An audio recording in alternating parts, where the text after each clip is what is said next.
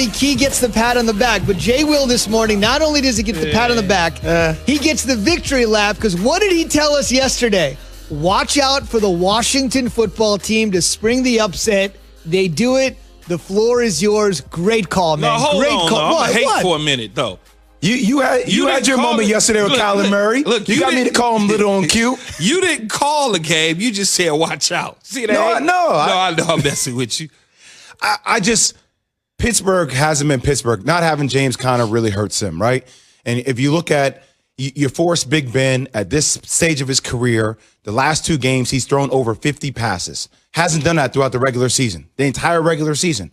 They're playing a different style than who they really are. And I tell you, I got 99 problems, and Chase Young is all of them. I mean, he is a beast. Their defense is a beast. I got to tell you, watching the game last night, I always thought, okay, all right, the Steelers are the least scary 11-0 team there is, because they played so many games close. They're winning games. I still think Pittsburgh will be just fine. Getting Bud Dupree, he's out for the ACL. That's going to hurt them long term. I still think they will be there at the end of the day. But this Washington football team, Key, is a team with Alex Smith. He's already got comeback player of the year stepping his foot on the field. For him to get through what he's gotten through this year, to play the way he played last night, for their defense to answer the bell the way they did last night, this is a team that will contend for the NFC East along with the New York Giants. They will contend for the NFC East, which is interesting, right? Considering that the beginning of the season, there was so much conversation around Dwayne Haskins being the quarterback of the team and Ron Rivera switching from him and going to Kyle Allen, and then switching from Kyle Allen after he got hurt, passing over Dwayne Haskins, going for a guy that hadn't played football in 2.5 years in Alex Smith. One of the things that I would say, Washington, this is the first game for a Washington football team, and I want to say the other name so bad because it just rolls off my tongue after so many years, that the Washington football team this is the first win against a team with a winning record this season. So it goes to show you where they've been, where they've come from, and how well they're playing. This is a defensive-oriented team led by Jack Del Rio, former head coach of the Raiders and the Jacksonville Jaguars, who's the defensive coordinator here. But they also was not afraid of going into Heinz Field and playing. Number of balls were dropped by the Pittsburgh Steelers wide receivers last night. I mentioned that many times, that they've got to catch the football. They cannot afford to have those type of mistakes. And anytime you look at it, there's a lot of pressure mounting on a team that goes 11-0. Because every time you go 11-0, you go 12-0, you go 13-0, that 16-0 is within sight. And not that the Pittsburgh Steelers were thinking about that, but it certainly was around in the air. There was conversations that was being had, whether it was in the Pittsburgh media or the national media. Big Ben, for the most part, played as well as he could play. He needed help from the other side of the ball. I think losing key members on the defense for them certainly hurt them, and it's a good thing, though, that they've lost. It's a good thing because now you can go on. Teams that have started 11-0, don't steal my note. Go for it. Teams that have started 11-0 have gone on. 8 of them have gone on to appear into the Super Bowl. Only 3 have won, but 8 have gone on to appear. And so it's okay to start 11-0. It's not a poo-poo thing. I hate saying that losing a game is a good thing for a team. I think it helps Mike Tomlin get their attention. I think it's easy to become distracted and lose your sense of urgency each single week. Just like an NBA, every single game when you're winning game constantly, even when you're winning games ugly or barely winning games, you're still winning games. People are still praising you, even though they felt underrated, even though they felt underappreciated. I now think this loss before they go into next week, which is going to be a big time game. I think they play against the Bills, correct? Sunday night. Now Mike Tomlin has their attention because he's been preaching this the last couple of weeks, by the way. Last couple things to say. I will give you one stat to match your stat, which is this is important to note that as of this morning, as of this very second, the Pittsburgh Steelers still do have the number 1 overall seed in the AFC. They do have the same record as the Kansas City Chiefs with regards to the loss column as they dropped their first yesterday. And obviously the Chiefs have that loss to the Raiders. But for the moment, by virtue of a better conference record, The Steelers do have the 1 seed. The Steelers' 1 loss coming in the NFC to the Washington football team. Kansas City's 1 loss coming in conference to the Raiders. So at the moment, for the tiebreaker scenario, at this very second, Pittsburgh still does retain the number 1 seed. They've overcome a ton of adversity.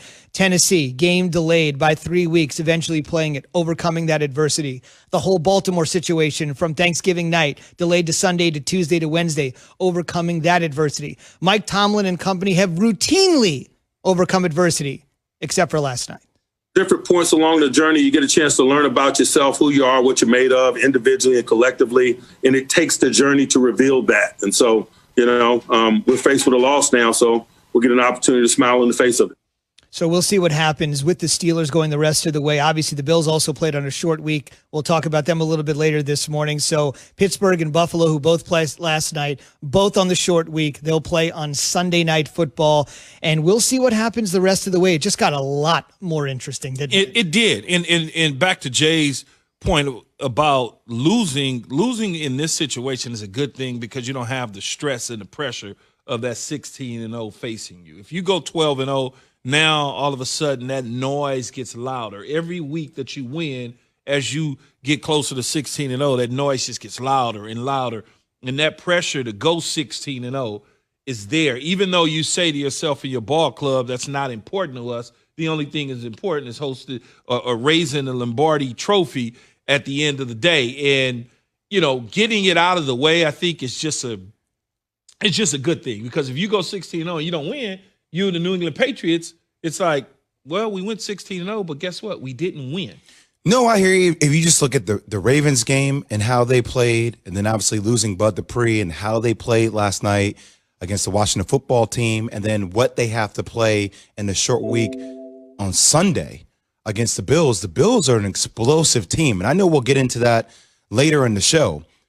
But that's a hell of a schedule to go through, man. That could be back-to-back losses for the Steelers. It's interesting, though, that the Steelers would lose this football game, knowing the fact that, this is obviously when they're up 14-0, they usually close those games out. 78 1-1, I think was their record in that stadium when up by 14 points. Yeah, they usually close those games out. They usually go. But let's praise the Washington football team for a minute here, though. To be able to go to Alex Smith, everything that he's endured in the last couple years, and to be able to have his team in contention to win the division. Imagine if they had started him in the beginning of the season, what that would bring. And it's so interesting when and I was doing this last night, I took a step back from the Dwayne Haskins situation because I don't think Kyle Allen's good at all. There's no difference between Kyle Allen and the young Dwayne Haskins, in my opinion. Dwayne may be better than me. But when you start with a veteran like Alex Smith, I was just watching him in the pocket, delivering the football, just doing some things that a veteran quarterback with some skills is capable of doing. And it looks so much better and clean and precise, right? Opposed to some herky-jerk quarterback that's sitting back there trying to figure out who to throw the ball to. It was like Alex Smith knew his reads. He knew where to go. And it just seemed like a real football team with him at quarterback. I'll just say this. He missed 2 seasons, 17 surgeries, had a life-threatening infection, almost had his leg amputated. He's comeback player of the year, man. It's hands down. That's over. No doubt about it. And you could make an argument, although a weak one, that the runner-up could have been the other quarterback on the field last night, right? Going 1-2. And to Key's point, if Kyle Allen didn't play for Ron Rivera in Carolina, there's probably no way Kyle Allen's even on the Washington football team roster. There's comfort and familiarity when you're a first-year head coach like Ron Rivera, and Kyle Allen did start hot for him and the Panthers. But at this particular point, you're right. They're going to ride this thing with Alex Smith, and it might be the best thing for Dwayne Haskins, the ultimate preparer, Alex Smith. For a young kid like Haskins to watch him and grow and learn could be a good long-term play for Washington. Be a part of the Keyshawn, J. Will, and Zubin Nation on the Dr. Pepper Twitter feed this morning. We're asking you, who's the NFL MVP right now? Before you say this is easy, you got to take a look at Aaron Rodgers' numbers, okay? Aaron Rodgers or Mahomes. ESPN Nation presented by Dr. Pepper. It's official. College football's back. So is your favorite Dr. Pepper-loving college football town, Fansville. Head to a store near you to treat your inner college football fan to an ice-cold 20-ounce Dr. Pepper today. On the way, the Bills took one more step to trying to clinch the AFC East But that's not the team everybody in the division is talking about. That's on the way after Key has this from Indeed. Can't believe we have a nation. KJZ, way to go. If you need to hire, you need Indeed. When you upgrade your job post,